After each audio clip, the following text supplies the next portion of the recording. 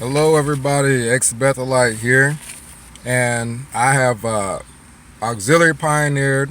I've been a regular pioneer. I've been a ministerial servant. I've been to Bethel, born and raised as a Jehovah's Witness. I think I know a little bit of what I'm talking about.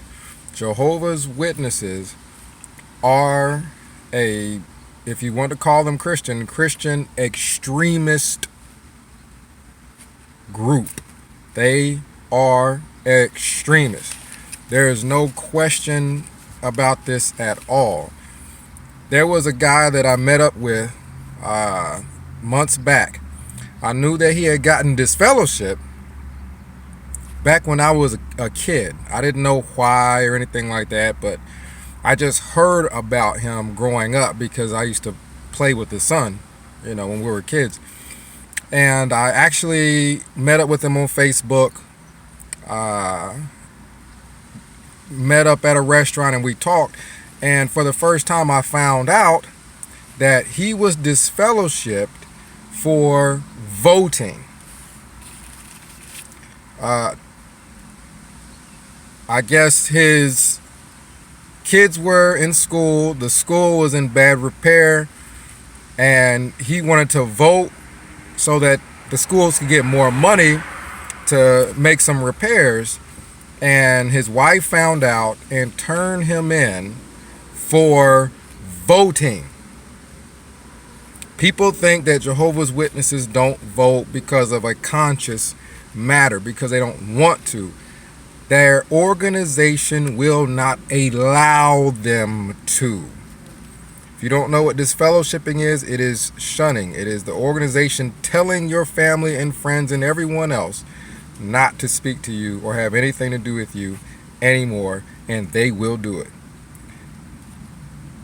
That in and of itself, without having to go into anything else, that in and of itself is extreme. I don't know any other group that does it. I know other groups that are pacifists that don't do this or that because they choose not to, but Jehovah's Witnesses go to the extreme, and they will destroy your family if you vote. If you were to vote for Hillary Clinton, if you were to vote for Donald Trump, they will destroy your family. You will not speak to them again.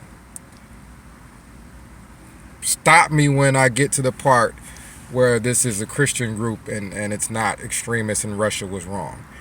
Now, I know with the Russia thing, some people say, well, they should have just got rid of their tax exempt status. It's the same thing. Banning them is to take away all their kingdom halls and liquidate everything. Getting rid of their tax exempt status is to take away, cut off some of their finances. Either way, people could still just go into someone's private home and do the same thing. So it's the same thing there. People just they don't realize that this is an extremist group and should be treated as an extremist group. Banning them is not extreme when the group itself is extremist. There are people, this is another thing, there are people, and this is very prevalent, that do not have children. They can no longer have children because of their age. The reason why they did not have children is because the organization influenced them, Jehovah's Witnesses influenced them to wait until the end of the world, until Armageddon, until the apocalypse, before they got married and or had kids. The Jehovah's Witness organization tells its members that this great apocalypse, Armageddon, destruction of the world, all this stuff is literally could happen tomorrow. Like, there's no way there's going to be another 5 years. Like, there's no way. Like, this is right around the corner. Oh, it's so close. It's about to happen. These people are so extreme. Again, that word, extreme with regards to things like that there are people that do not have children, cannot have children. This is irreversible damage that has been done to them because they were following along with an extremist organization. And we're trying to wait until the end of the world. And when the end of the world didn't come, because Watchtower is just a publication company. They don't know what they don't know about this sort of thing. They're just, you know, that is extreme.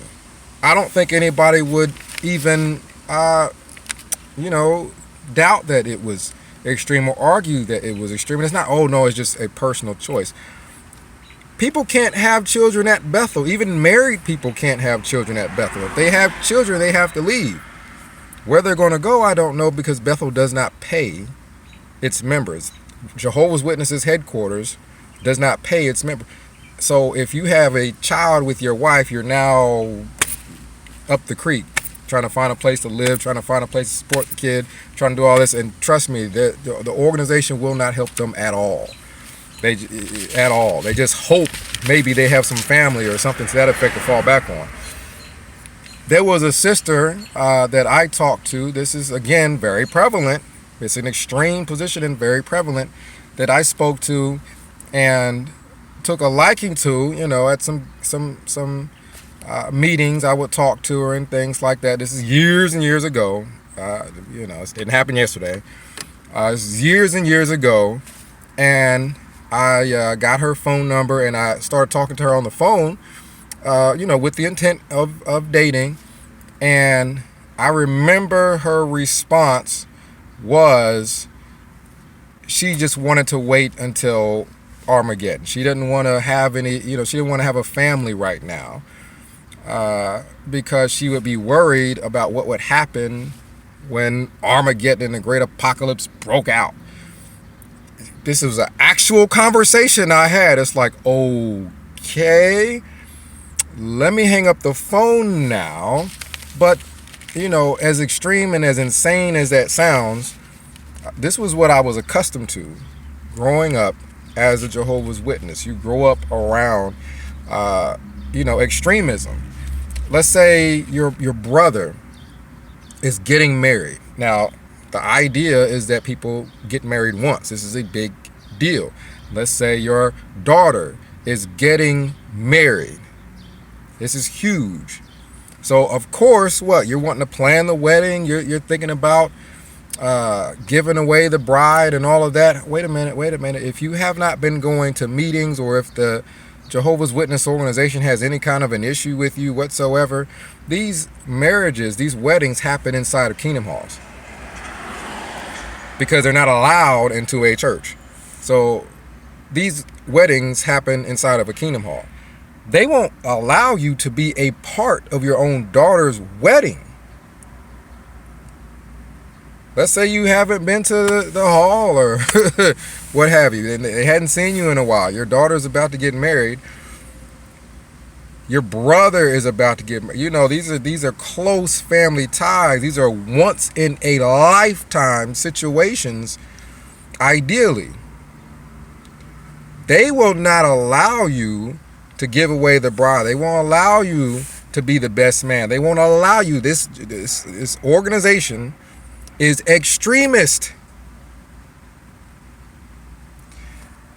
I've spoken to people on the phone that were upset. They hadn't been to the hall. They didn't want anything to do with the religion, but their sibling is about to get married.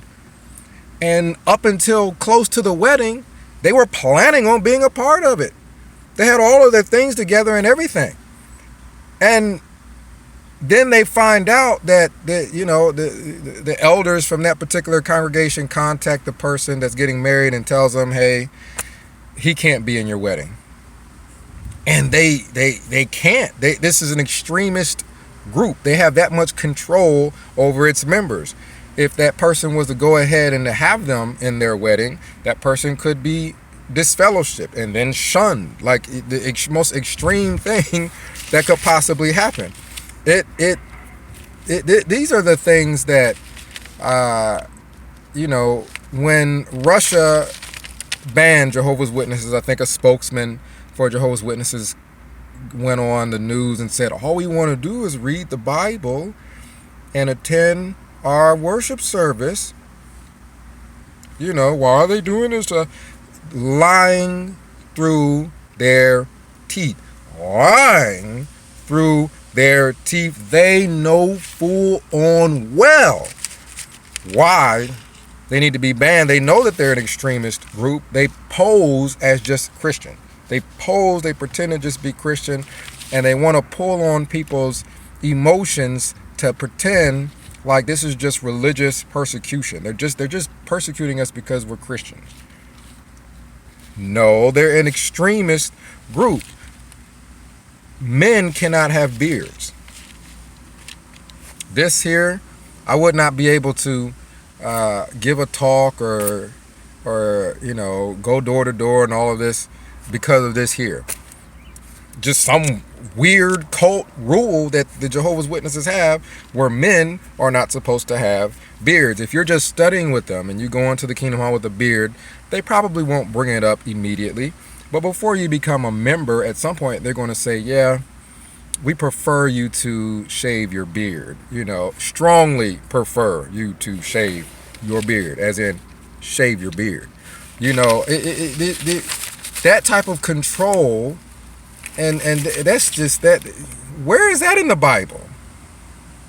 If that doesn't scream cult, I don't know what is. I can understand a person preferring someone to be clean shaven, but to demand it is that, where is that in the Bible? So that's a twist. They may find some scripture somewhere and then try to twist it somehow. They hide behind the Bible, as in they misapply a scripture to somehow back up men are not allowed to have beards. This is extreme. I mean, stop me when it's not. College, university is strongly discouraged. They may not be as strong on this as they were, although I do know that they still are against it, because I've spoken to relatives that have younger children, and of course I bring it up because I'm concerned about it, and I wonder if they've changed their view at all. No, they do not want their children going to any university. Who cares about their education or life or abilities to sustain themselves in the future? They're worried that they may not be a Jehovah's Witness when they come out of that religious institution. They might get exposed to some real life experiences. They may get exposed to an actual church and may no longer want to be a Jehovah's Witness. They're threatened by that. So they prefer them to not attend college. And then they go on about association. Well, there's bad association in college. Well, when these people have to go to a factory and work 7 days a week, 12 hours a day, there's going to be bad association there also. They're extreme. They're extreme with regards to almost every aspect of the organization except Christianity. When it comes to Christianity and doing for the poor and having some kind of charities or housing for the homeless or anything like that, they don't do that at all. They're extreme and all kinds of other, but they don't do that at all. So I guess that is extreme. They're extreme at not doing anything Christian. So that's another thing that they're extremists about. You